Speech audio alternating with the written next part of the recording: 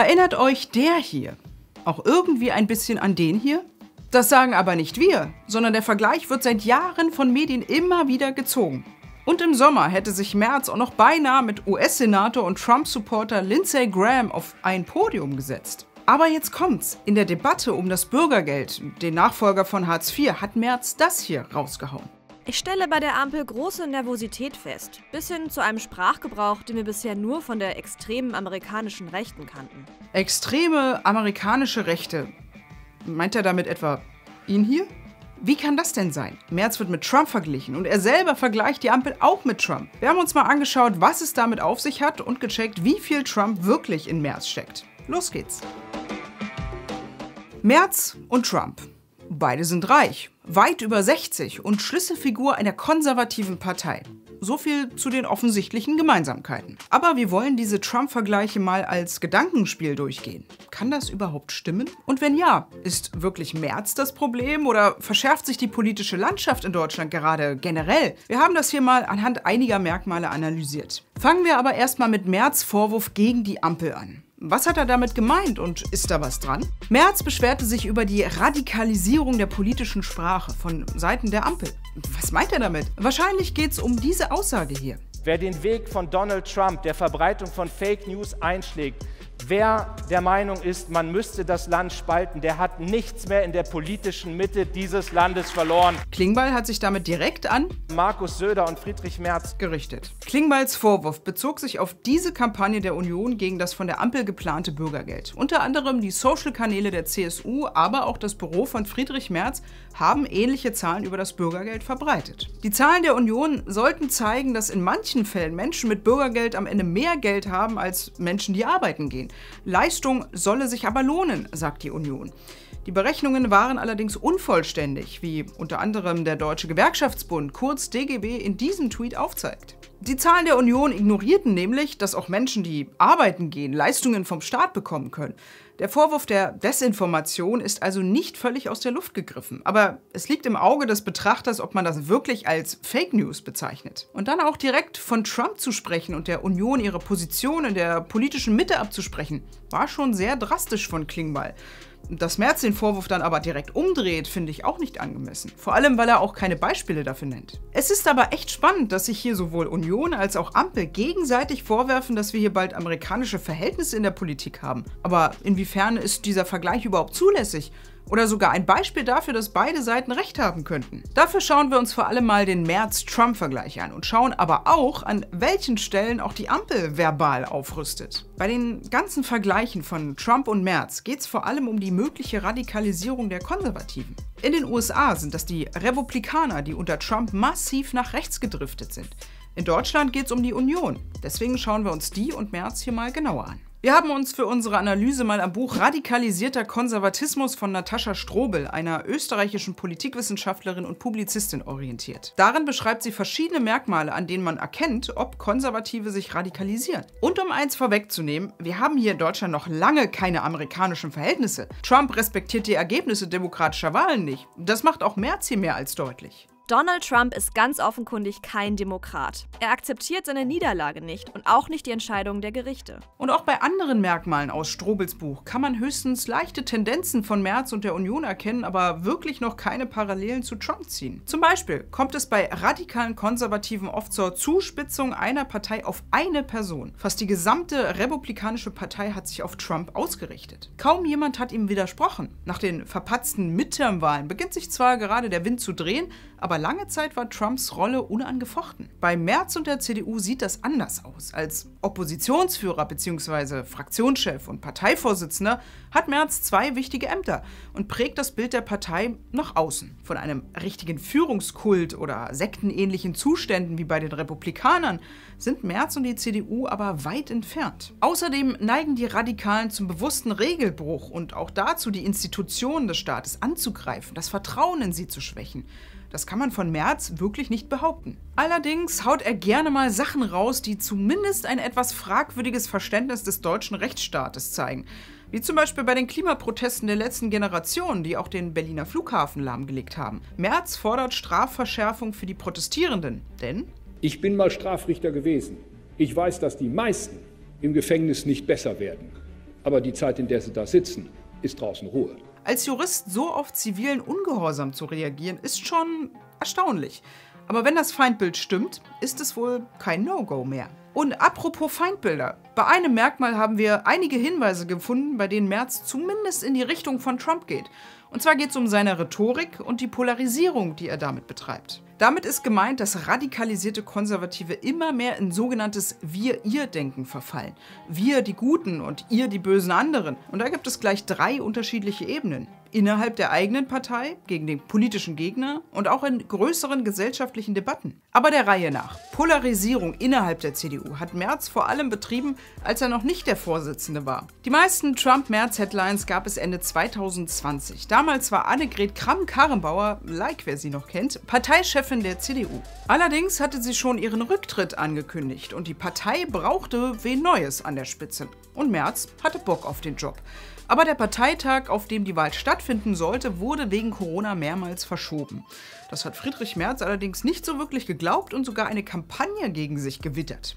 Es läuft seit Sonntag der letzte Teil der Aktion Merz verhindern in der CDU. Und das mit der vollen Breitseite des Establishments hier in Berlin. Über dieses Vorgehen der Parteiführung herrscht unter vielen Mitgliedern der CDU blankes Entsetzen. Er, der Wunschkandidat der Parteibasis gegen das böse Establishment, das ganz eigene Pläne verfolge.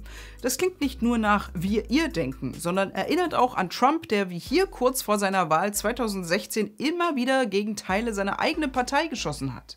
Disloyal Republicans are far more difficult than crooked Hillary. They come at you from all sides. They don't know how to win. I will teach them. Aber nicht nur innerhalb der CDU, sondern auch im politischen Wettbewerb zwischen den Parteien kommt es bei radikalen Konservativen zu immer mehr Wir-Ihr-Denken. In den USA ist das schon ziemlich weit fortgeschritten. Viele sagen, dass Bipartisanship, also die konstruktive Zusammenarbeit zwischen den Demokraten und den Republikanern, längst Geschichte ist. Aber wie sieht das bei uns aus?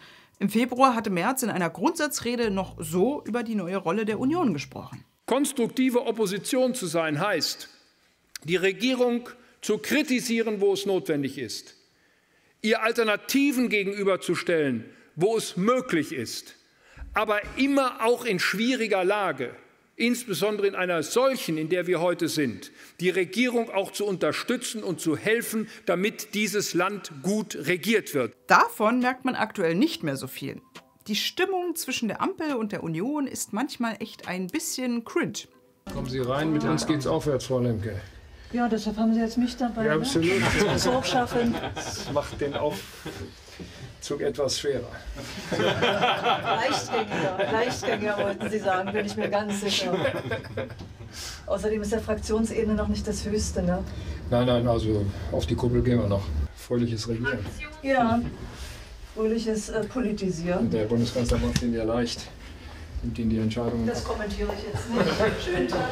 Ende November hat Merz zwar mal wieder betont: Ich biete der Bundesregierung immer wieder an, dass wir hier gemeinsam die Wege gehen, dass wir gemeinsam versuchen, hier auch Lösungen zu finden. Und wir haben das bereits zweimal gezeigt, dass wir das ernst meinen. Gemeinsame Wege und Lösungen klingen ja super, aber Merz schießt ordentlich gegen die Regierung.